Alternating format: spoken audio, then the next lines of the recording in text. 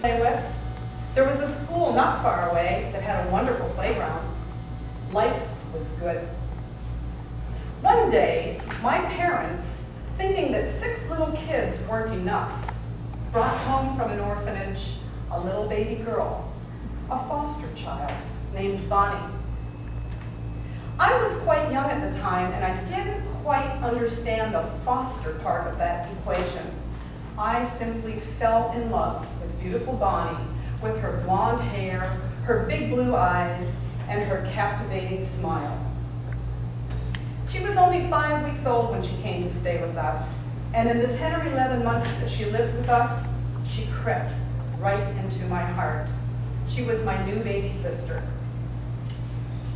One day, I remember my mother saying, "Sue, come into the living room and meet Bonnie's new parents."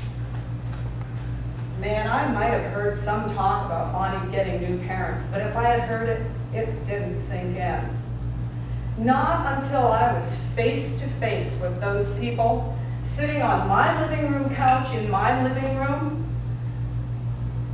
sitting there smiling so sweetly, suddenly it dawned on me that the next time Bonnie went out that front door, I would never see her again.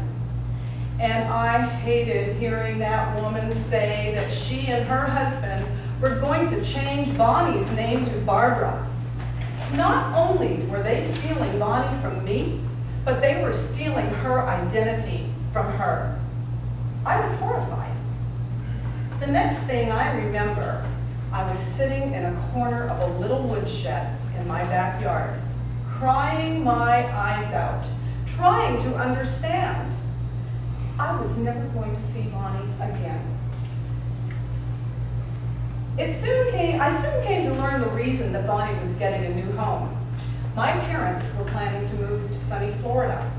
They were leaving the cold, bitter Canadian climate so my dad could continue his work in construction and work 12 months of the year, not freezing 3 months of those years, of that year. The Canadian officials would not let us take Bonnie out of the country. And since my parents already had 6 healthy biological children, we were not allowed to give her her permanent home. It had to be a terribly agonizing decision for my parents. Give up the little girl that we had all come to love and move to Florida, or stay, knowing that no matter what, one day Bonnie would be removed from our home and she would be put into a permanent home and we would have no chance to ever see her again.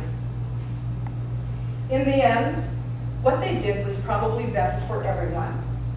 If they decided to stay in Canada for an indefinite period of time, knowing that one day Bonnie was going to be taken away from them would have brought even deeper pain and sorrow. Remember, they knew they would never be able to give her her permanent home. And they could stick around for 2, 3, 3.5 years or so, just waiting for the adoption authorities to knock on their front door. I don't know this for a fact, but I believe that they just decided to bite the bullet and move to Florida. They would just hopefully let Bonnie go into her new home and they would start a life in a new place. And so we moved. Hearts mend and feelings fade, and I started a new life and a new adventure in Florida. The pain of losing Bonnie settled deep in my heart, tucked away in a locked box, opened occasionally with a special memory key.